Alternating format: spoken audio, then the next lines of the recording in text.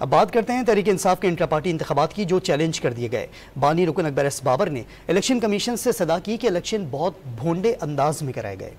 उन्होंने कहा कि इलेक्शन कमीशन गैर जानिबदार तीसरा फरीक मुकर्रर करे जो इंट्रा पार्टी इलेक्शन की निगरानी करे। पार्टी आइन में निगरान चेयरमैन की कोई गुंजाइश नहीं है। उन्होंने ये भी वाज़ेह किया कि पार्टी का इंतखाबी निशान बल्ला खतरे में है, उसे बचाने के लिए निकले हैं। पीटीआई के इंट्रा पार्टी इलेक्शन के खिलाफ खुद पार्टी अरकान खड़े हो गए। बानी रुकन अकबर एस बाबर और राजा ताहिर नवाज अब्बासी ने इलेक्शन कमीशन में इंट्रा पार्टी इलेक्शन को चैलेंज कर दिया। अकबर एस बाबर ने इस्तदा की कि इलेक्शन कमीशन नए इंट्रा पार्टी इलेक्शन कराने का हुक्म दे और गैर जानिबदार तीसरा फरीक मुकर्रर करके उसकी निगरानी में इलेक्शन कराया जाए। राजा ताहिर नवाज अब्बासी ने मौक़िफ़ इख्तियार किया कि सेक्रेटरी जनरल ने इंतखाबात न करवा कर पार्टी आइन की खिलाफ वर्जी की। इलेक्शन कमीशन ऑफिस के बाहर मीडिया से गुफ्तगू में अकबर एस बाबर ने दावा किया कि इस वक्त बल्ला खतरे में है और वो बल्ला बचाने निकले हैं। जो इलेक्शन कमीशन ऑफ पाकिस्तान ने जो ऑर्डर सुनाया है, ये पाकिस्तान तहरीक इंसाफ को एक आखिरी मौका दिया था कि अगर आपने शफाफ इंट्रा पार्टी इलेक्शन नहीं कराए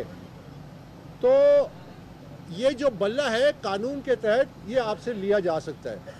इसलिए हम उम्मीद कर रहे थे और हमने पूरी कोशिश की कि हम ये जो नई क़यादत है, ये जो अब नए लोग पार्टी में अचानक नमूदार हो गए हैं वकला की सूरत में, जो जेल से बाहर आके बेनामी प्रेस कॉन्फ्रेंस कर रहे होते हैं।